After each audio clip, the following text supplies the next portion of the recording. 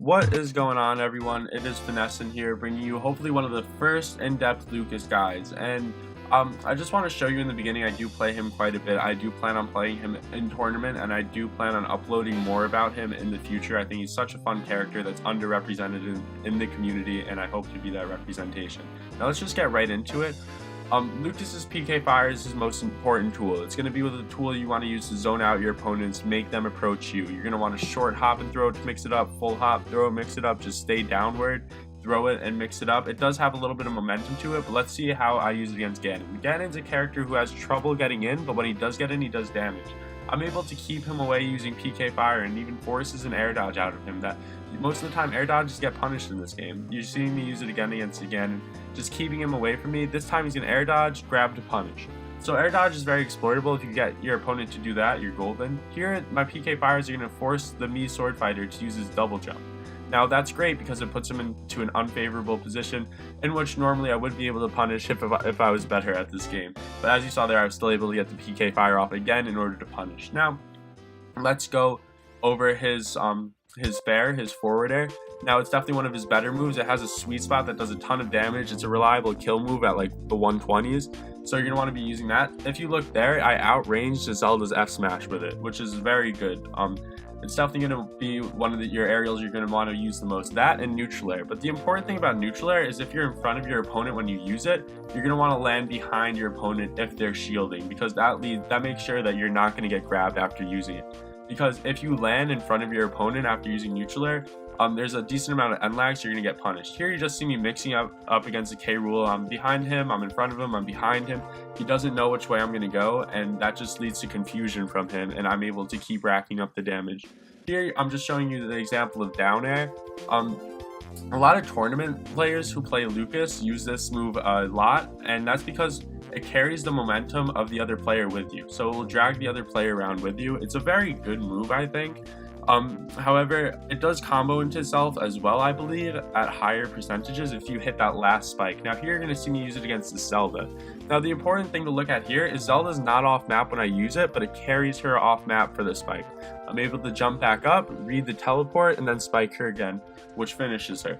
So down air is definitely a useful tool, but I wouldn't be using it the most. Now here you're seeing back air, which is another great aerial. All of Lucas's aerials are very good. It does have a sweet spot, and that will spike. So any move that can be used to spike is a great move. So here you're going to see me use it against this Ganon. Neutral air, he jumps up, you read that, and you spike him. It's over. Ganon has a terrible recovery. Now here I'm just going to show you some down tilt examples.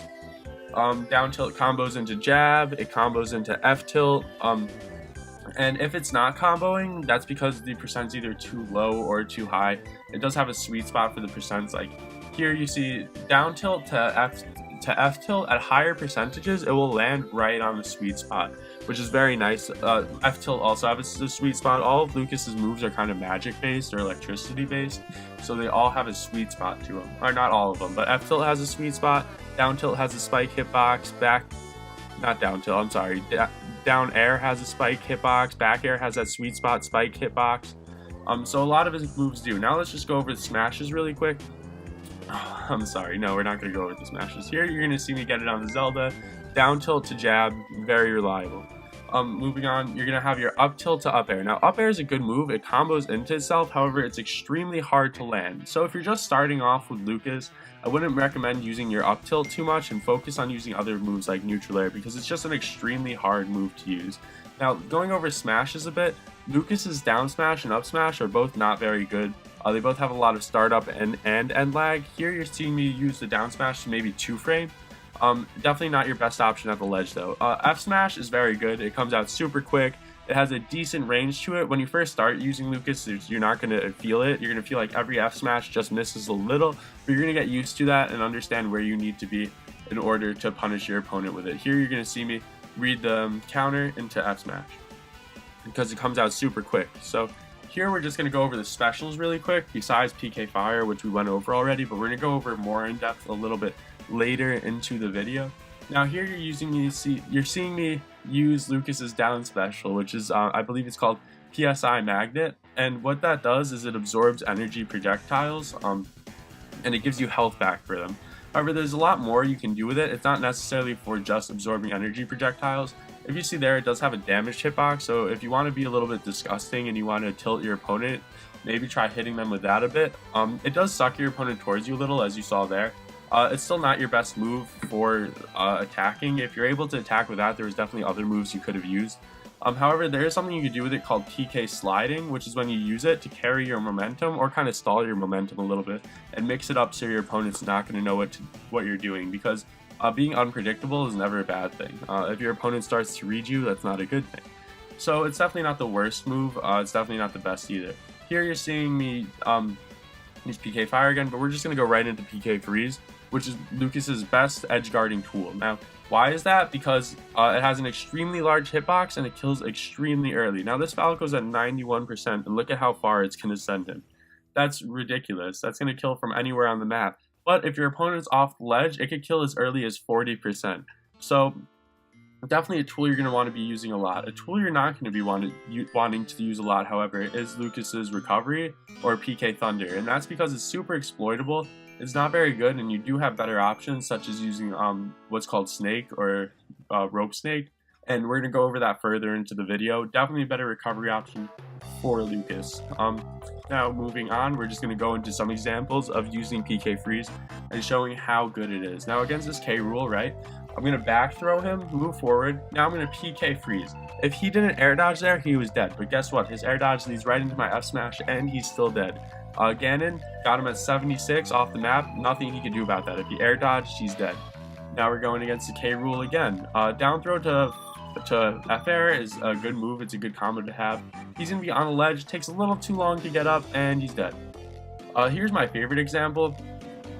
PK Freeze has a little bit of drift off it, so if you go off map, you're not going to die from using it. And I get that Mii Fighter at 44%. He's going to die. What's your best option to do after you get absolutely disgustingly destroyed by that move? Yeah, just walk off the map. Now, let's just go over some of where you want to be with Lucas. He has a lot of options at the ledge. The ledge isn't necessarily the worst place to be with him. My favorite thing to do at the ledge is to drop down, jump up, and then go for the forward air. So I'm going to show you that in a little bit, but his jump is very weird. You could get up, you could air dodge to mix it up if your opponent's going to be reading your forward air. So a lot of mix-ups you can do at the ledge, but here's my favorite thing to do. So you're going to drop down, get up, and then forward air. Now, if my opponent had a shield up, that would obviously hit shield most of the time they do. If you want to hit them, you wait a little bit. Here's another good example of it. Drop down, get up, forward air. Definitely the best thing you can do at the ledge, I think. If your opponent's starting to read that, then mix it up. Roll to get up, just neutral get up, jump to get up. There's so many things you can do with Lucas at the ledge. It's actually great. It's not a bad place to be with him. Here you're going to see me use my recovery. He missed his attack and I'm able to punish with that. Now, as far as where you want to be, sword fighters like to hold the middle of the map. It's where they're safe. It's where they want to be most of the time, especially someone like Chrom, who has a bad recovery. Now, being at the ledge with Lucas, like I said a lot, it's not necessarily the worst place to be. You're going to want to be using your PK Fires in order to zone. You're going to want to, if your opponent gets in, you're going to want to be mixing it up, and if your opponent gets off map, you go to PK Freeze. So, not the worst place to be at the ledge, just make sure your opponent's coming to you. Now here you're seeing me use a down throw into forward air, which isn't necessarily a true combo, but if you see here, if your opponent starts to read it, you can mix it up and definitely still punish with it. So it's definitely one of your better tools.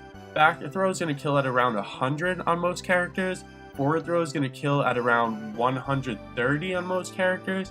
And up throw kills at around 150, but I don't have footage of that, unfortunately. Let's just recap about some of the things. Down tilt combos reliably into jab and F tilt.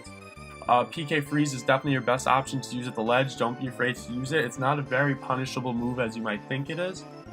PK Fire, it's not necessarily like you're spamming it, but you're going to want to be using it a ton. It's a very good move for zoning out your opponent.